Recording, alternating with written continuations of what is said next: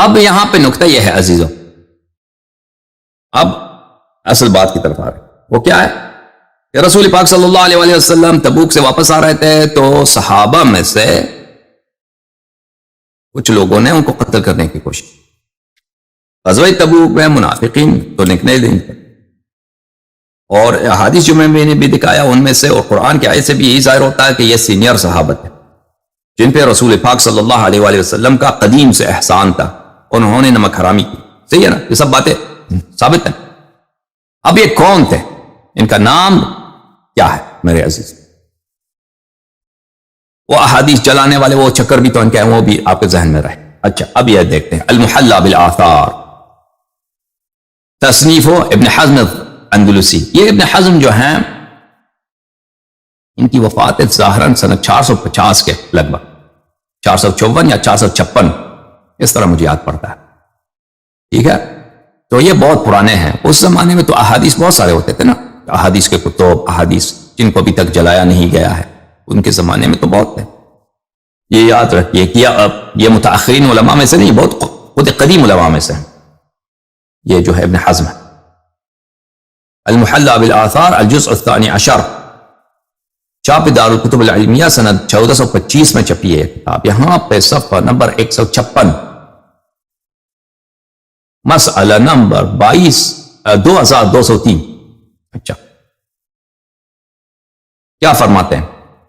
ومن طریق مسلم حدثنا زہیر ابن حرب، مسلم ابن حجاج نیشابوری کے طریق سے زہیر ابن حرب نے ہمارے لیے حدیث کی ہے، اس نے روایت کی ہے۔ اس نے کہا انبأنا احمد الکوفی، احمد کوفی نے ہمیں حدیث کی ہے، اور انہوں نے روایت کی ہے الولید ابن جمیع سے۔ ولید ابن جمیع، ولید ابن جمیع میں نے دکھایا تھا مسلم میں نے کہا اس کو ذہن میں رکھو۔ قال ابو الطفیل حدثنا ابو الطفیل، ابو الطفیل نے ہمیں انبأنا حدثنا، اس نے ہمیں خبر دی۔ کان، پھر وہی کہ وہ 15 لوگ تھے، ٹھیک ہے نا، اسی حدیث کو نقل کیا۔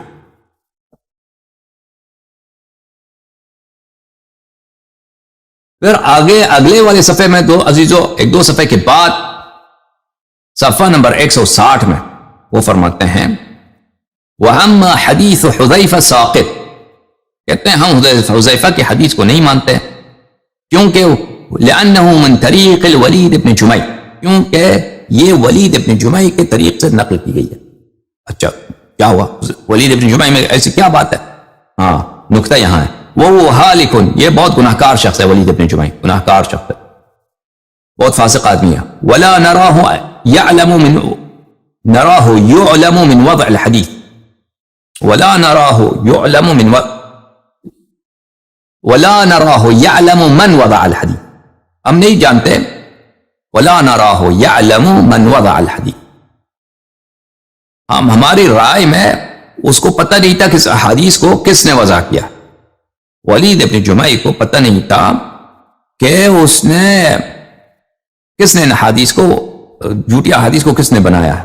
اچھا فإنه قد روى، بس بتحقیق کہ ولید ابن جمیع نے حدیث روایت کی ہے اخباراً، بہت سارے احادیث، ان احادیث میں یہ موجود ہے فیہا ان ابا بکر، کہ ابو بکر نے، عمر نے، عثمان نے، وطلحہ نے، سعد وقاص نے ارادوا قتل النبی صلی اللہ علیہ وآلہ وسلم والقاءه من العقبة فی تبوک، کہ ان لوگوں نے ابو بکر، عمر، طلحہ اور سعد بن وقاص، سعد بن مالک، انہوں نے ارادہ کیا تھا کہ نبی کریم صلی اللہ علیہ وآلہ وسلم کو قتل کر دیں اور ان کو تبوک میں پہاڑی میں سے گرا دیں، ٹھیک ہے نا۔ یہ جملہ یاد رکھیں کہ پرانے زمانے میں احادیث بہت تھی، ان احادیث کو جلایا گیا ہے، ختم کیا گیا ہے، ان کا پورا جو طریقہ کار ہے وہ صدیوں سے جاری ہے۔ لیکن ابن حزم شہادت کیا دے رہا ہے؟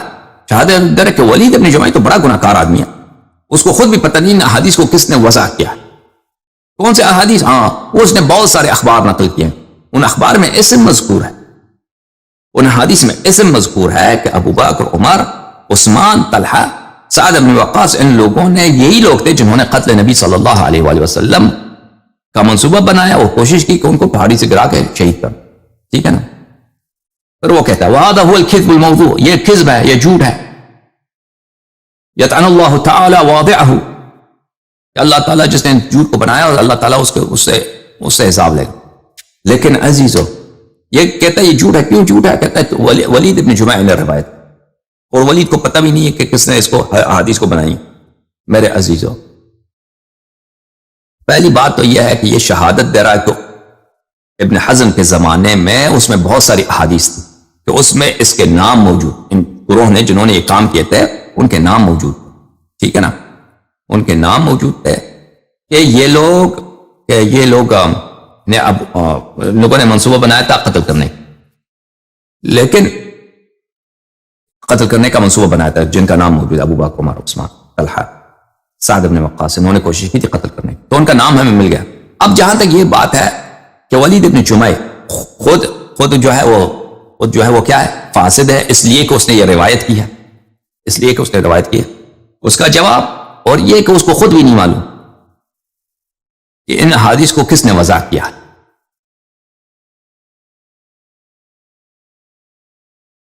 یہاں تک اس بات کا تعلق ہے کہ ولید ابن جمع کو نہیں معلوم کہ کس نے حدیث کو وضع کیا، تو آپ نے سب اسانید دیکھا کہ ولید ابن جمع خود روایت کرتے ہیں کس نے؟ عامر ابن واثلہ سے. عامر ابن واثلہ خود صحابی ہیں، خود صحابی ہیں. وہ کیسے ہو؟ یہ کیا بات ہوئی جناب ابن حزم کہ ولید ابن جمع کو نہیں معلوم کہ کس نے حدیث جھوٹی احادیث بنائی ہیں. ولید ابن جمع وہ تو خود صحابی سے نقل کرتا ہے. کیا آپ کے نزدیک یہی ہے کہ صحابی بھی حدیث وضع کر سکتا ہے؟ وہ تو سب اس نے کس نے نقل کیا ہے؟ ابو طفیل سے نقل کیا، ٹھیک ہے نا. پہلی بات یہ بات تو بالکل باطل ہے. دوسری بات، جہاں ان کی جو بات ہے میرے عزیز کے ولید ابن جمع گناہگار آدمی ہے، فاسد آدمی ہے. کس لیے؟ اس لیے کہ اس نے یہ احادیث نقل کی ہے. دیکھیں جو جرح ہوتا ہے میرے عزیزو، ہمیشہ جرح کا سبب پوچھنا پڑتا ہے. جرح بدون سبب، کوئی کسی راوی کو جرح کرتا ہے بدون سبب کہ وہ فلانی فاسق ہے، فاجر، اس کی جرح بالاجماع غیر مسموع ہے، غیر مقبول ہے، ٹھیک ہے نا. فلانی شخص ضعیف ہے، فلانی شخص فلان ہے، فلانی شخص کی حدیث کی کوئی اہمیت نہیں ہے. وہ اگر کہ وہ تو سب جانتے ہیں کہ اس کی غیر مسموع ہے. سبب اس نے بتا دیا ابن حزم نے. سبب کیا ہے؟ سبب اس کی نہیں کہ وہ جھوٹا آدمی ہے، سبب اس لیے کہ اس نے صحابہ کے خلاف، صحابہ کے نام لے کر اس نے حدیث نقل کی ہے کہ انہوں نے نبی صلی اللہ علیہ وسلم کو قتل کرنے کی کوشش کی. صرف اس کا جرم اتنا ہے. تو یہ تو واضح ہے کہ آپ جو اس کی جرح کر رہے ہیں، جرح کی سبب صرف آپ کا تعصب ہے. آپ اسی لیے اس کو کہہ رہے ہیں کہ یہ آدمی حالک ہے، اس کے حدیث کو ہم نہیں مانتے کیونکہ اس نے یہ حدیث نقل کی. یہ حدیث نقل کیا تو یہ تو آپ کے عقیدے کے خلاف جا رہا ہے، تو اس کی وجہ سے آپ جرح کر رہے ہیں. اس عورت کو کوئی وجہ نہیں ہے. میرے عزیز، آپ نے دیکھا کہ ہم نے آپ کو دکھایا کہ ولید ابن جمع کس صحیح مسلم کے روات میں سے ہیں، ٹھیک ہے نا. آپ نے دیکھا.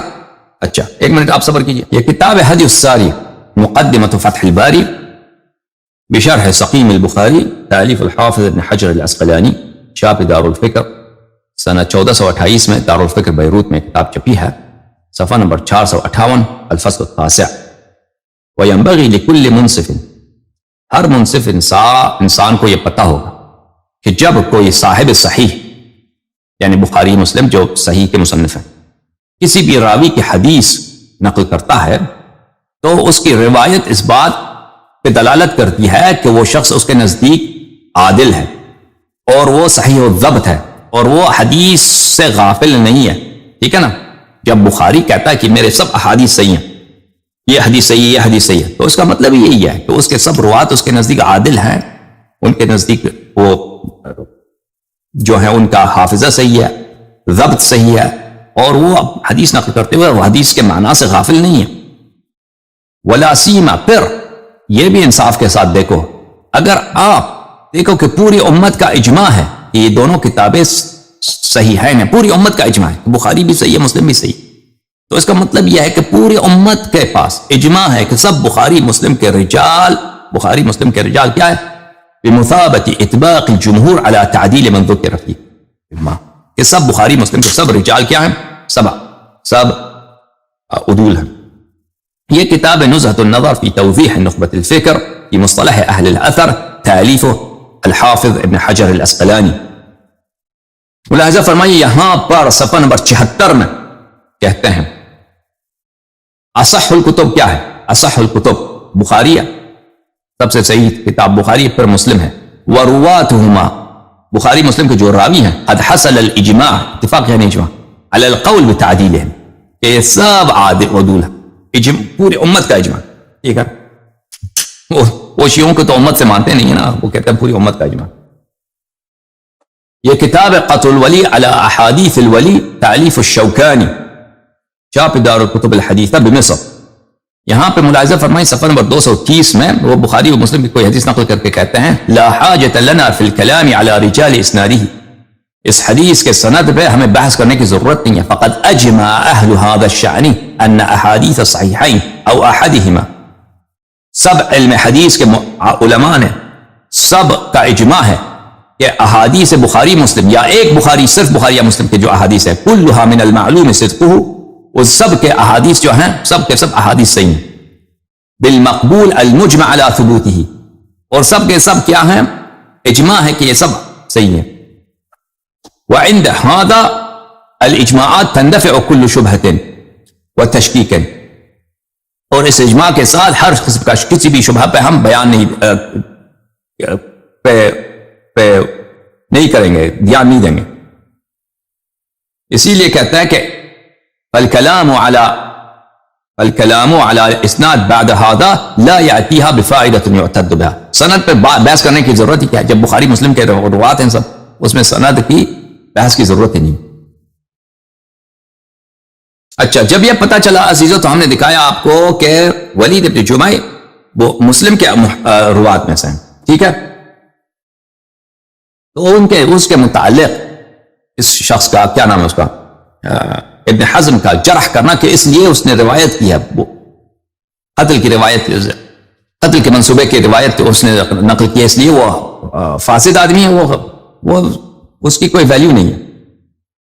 کتاب تاریخ و اسماء الثقات للحافظ ابی حفص عمر بن شاہین متوفى 385 چاپ دار السلفیہ جو سنہ 1984 میں چھپی ہے. ملاحظہ فرمائیے باب الواو صفحہ 245 میں قال احمد بن حنبل نے کہا الولید بن جمیع لیس به باس, احمد نے کہا کہ ولید بن جمیع کے حدیث میں کوئی مشکل نہیں, لیس به باس, اس کے حدیث میں کوئی کسی قسم کی ضعف نہیں ہے, کسی قسم کا اس میں شک کی بات نہیں ہے.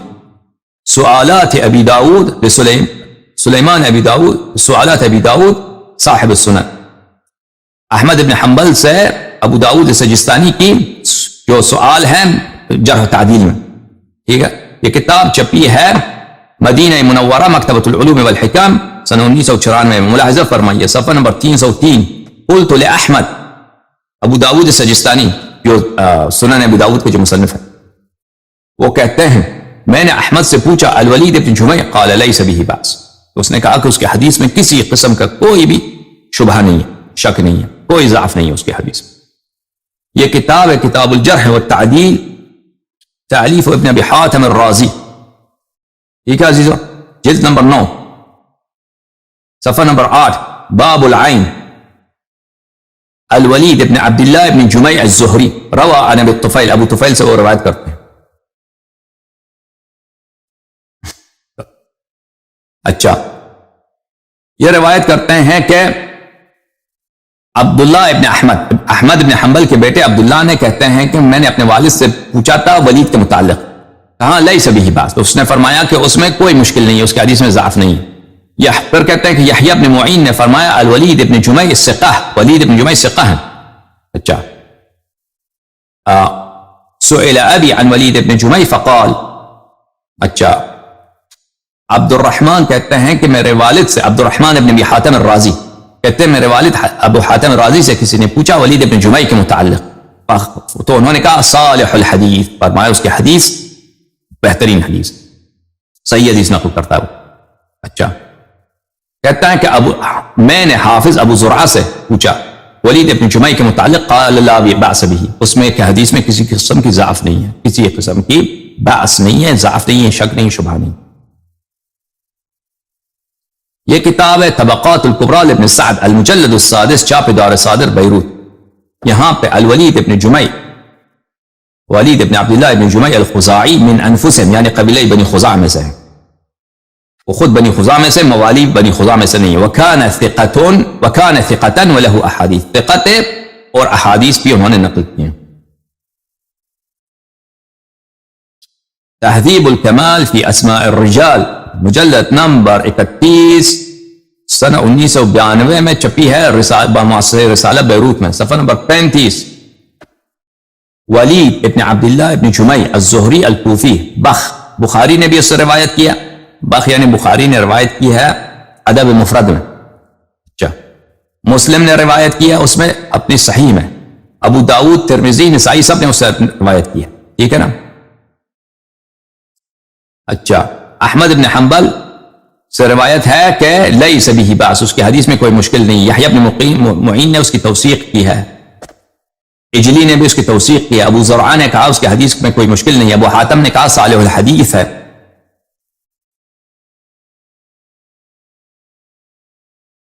عامر بن علی کہتے ہیں کان یحییٰ بن سعید لا یحدثنا ولید ابن جمعی، یحییٰ بن سعید ولید ابن جمعی سے حدیث نقل نہیں کرتے تھے، لیکن بعد میں انہوں نے اس سے پلٹ گئے مرنے سے پہلے، پھر بھی انہوں نے شروع کیا تھا حدیث نقل کرنا ولید ابن جمعی سے، یعنی ان کی رائے بدل گئی تھی کہ یہ ثقہ ہے. ابن حبان نے ان کو کتاب ثقات میں ذکر کیا ہے. بخاری نے ادب مفرد میں ان سے روایت کیا، اور سب باقی سب نے ان سے روایت کیا ابن ماجہ کے علاوہ. ابن ماجہ نے نقل نہیں کیا، باقی ترمذی، ابو داؤد، نسائی، مسلم سب نے ان سے حدیث نقل کی.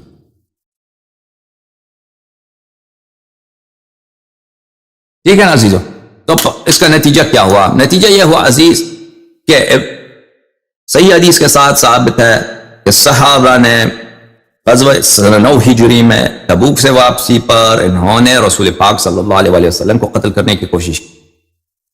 ہمارے پاس جو معروف مشہور کتب فی الحال ہیں اس میں ذکر نہیں ہے، نام نہیں ہے کہ کون صحابت ہے، لیکن اسے پتہ یہ چلتا ہے کہ صحابت سینئر صحابت ہے جن پہ رسول اللہ صلی اللہ علیہ وسلم اور اللہ کا احسان بڑا تھا، لیکن انہوں نے نمک حرامی کی تھی اور قتل کرنے کی کوشش کی.